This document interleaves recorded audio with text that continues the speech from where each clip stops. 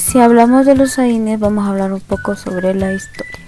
En 1761, Edmund Stone dio una descripción sobre lo que era el árbol de sauce blanco, del cual en 1829 Leroux aisló la salicilina.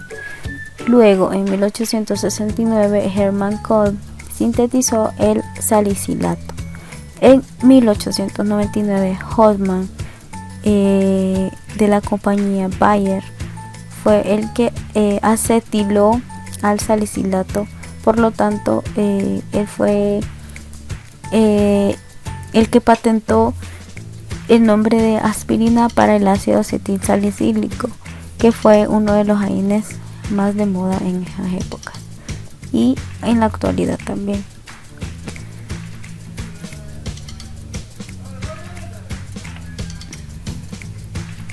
Algunas generalidades de los AINES dicen que son un grupo muy heterogéneo de medicamentos, en la cual su semejanza radica en lo que son sus acciones farmacológicas y sus efectos colaterales, ya que estos son muy similares. La mayor parte de los AINES que se comercializan en la actualidad actúan inhibiendo la enzima prostaglandinas GH sintasas, que comúnmente las conocemos como ciclooxigenasas. Se piensa que la inhibición de la ciclooxigenasa 2 es mediadora de gran parte de las acciones antipiréticas, analgésicas, antiinflamatorias de los AINES, en tanto que la inhibición simultánea de la ciclooxigenasa 1 en su mayor parte, esta contribuye a los efectos adversos en el tubo digestivo.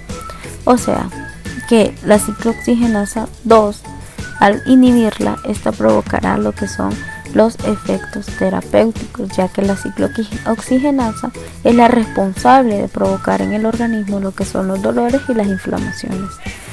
En cuanto a la ciclooxigenasa 1, esta lo que hace es que produce funciones fisiológicas en el cuerpo, por lo tanto al inhibirla va a producir unos efectos adversos. Aquí tenemos un esquema en el cual vemos que la ciclooxigenasa 1 es una enzima constitutiva. ¿Por qué?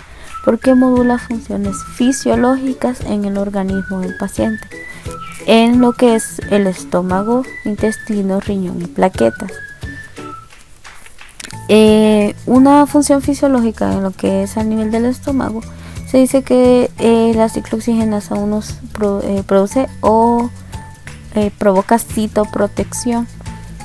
Por lo tanto, al inhibir esta enzima, provocará efectos adversos.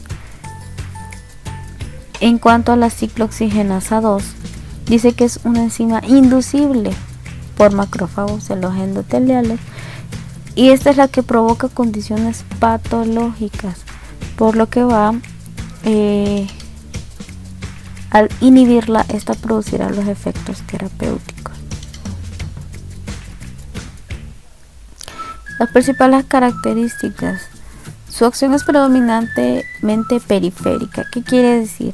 Que los AINES no trabajan en sistema nervioso central, por lo tanto estos no producen dependencia. Esta es la mayor ventaja de los AINES.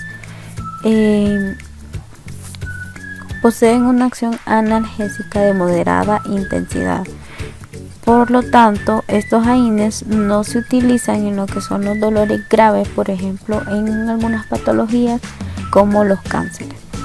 Presentan toxicidad, pero su toxicidad es reducida. El mecanismo de acción. El mecanismo de acción habla que los AINES trabajan en lo que es, como habíamos mencionado, la ciclooxigenasa, inhibiendo la ciclooxigenasa 1 y 2. Pero hay fármacos en los cuales su selectividad es mayor. No quiere decir que hay fármacos que solo trabajan inhibiendo la COX-2, porque los fármacos nunca son 100% selectivos. La clasificación de los AINES se clasifican de tres maneras: según su similitud química, según su selectividad para la isoforma de la ciclooxigenasa. Esto quiere decir si se inhibirá más la ciclooxigenasa 1 o la ciclooxigenasa 2. Y otra de sus clasificación es el tiempo de vida media en plasma, o sea que quiere decir cuánto durará el efecto terapéutico. En cuanto a su similitud química, podemos destacar que se dividen en varias familias, por ejemplo los ácidos salicílicos, el cual su mayor representante es el ácido acetilsalicílico. En ácido acético está el ketorolaco, la indometacina, y los ácidos fenilacéticos está el diclofenaco. Ácido propiónico está el ketoprofeno y ibuprofeno. En los ácidos fenámicos está el meclofenamato. En las sulfonamidas está la celecoxib, valdecoxib. En las sulfonas está el rofecoxib, etoricoxib. En cuanto a los ácidos enólicos tenemos al piroxicam y meloxicam. En otras familias encontramos lo que es el paracetamol, que es uno de los AINES más famosos y más usados. En cuanto a su selectividad para la isoforma de la ciclooxigenasa, encontramos desde los más selectivos para la COX-1 hasta los más selectivos para la COX-2 y los que no son muy selectivos y inhiben a las dos ciclooxigenasas. En cuanto a más selectivos a la ciclooxigenasa 1, tenemos lo que es el ketorolaco. El ketorolaco, si este inhibe más a lo que es la ciclooxigenasa 1, esto quiere decir que este fármaco producirá más efectos adversos.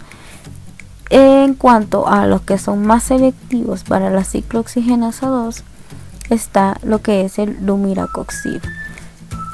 Estos fármacos son más selectivos para la ciclooxigenasa 2, por lo tanto sus efectos adversos serán menores. Como habíamos dicho, porque al inhibir la ciclooxigenasa 1, eso es lo que produce los efectos adversos de estos fármacos. En cuanto al ibuprofeno y el paracetamol, que son uno de los fármacos más utilizados, vemos que su selectividad es reducida, o sea que estos fármacos no son selectivos, por lo tanto inhibirán lo que es la COX-1 y la COX-2. En cuanto al tiempo de vida media, pues el diclofenaco es muy breve, dura hasta 1 hora su efecto. En cuanto al piroxicam, vemos que su tiempo de vida media es muy prolongado, dura hasta 60 horas en el organismo su efecto. Y si tenemos aquí la celecoxib, esta dura alrededor de 10 horas. Los síntomas que se manifiestan en las reacciones adversas son medicamentos del grupo de los AINES. Se engloban su mayoría en 3 tipos de reacciones según los órganos afectados: los síntomas respiratorios, nasales, oculares, síntomas cutáneos, las reacciones anafilactoides. En cuanto a síntomas respiratorios, tenemos las crisis asmáticas, el picor de nariz, estornudos, congestiones nasales y aumento de la mucosidad que puede acompañarse de picor de ojos, lagrimeo y enrojecimiento ocular. Aparecen normalmente al poco tiempo, entre 30 y 4 horas después de tomar el medicamento.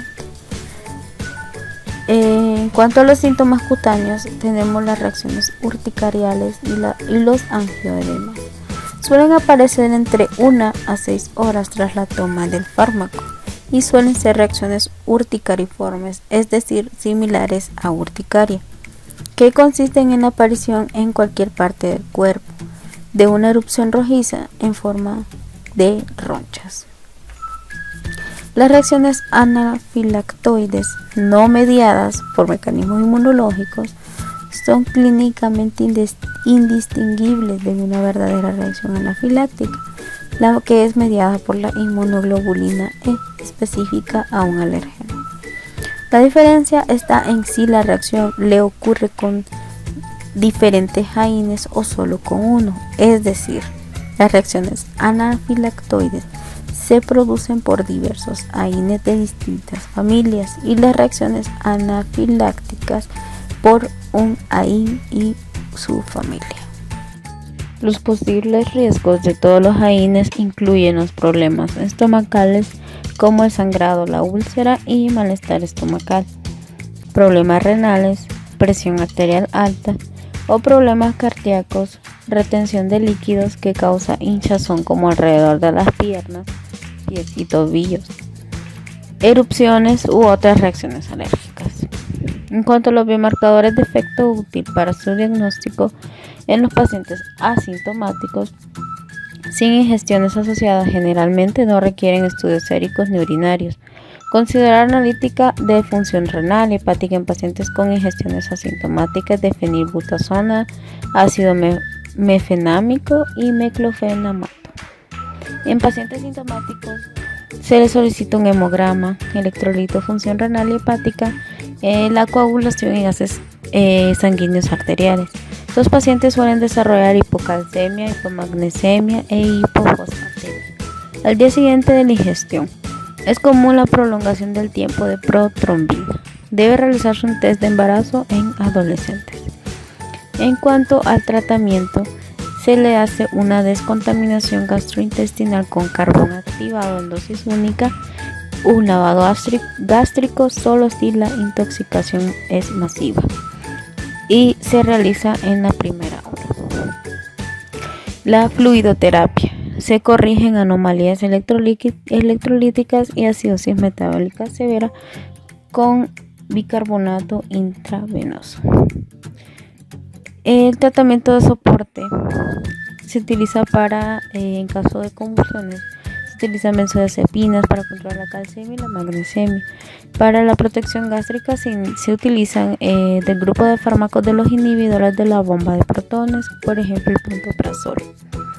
En la hipotensión se utilizan vasopresores. Si hay un fallo renal agudo, se utiliza una terapia de depuración extrarrenal, en este caso hemodiálisis.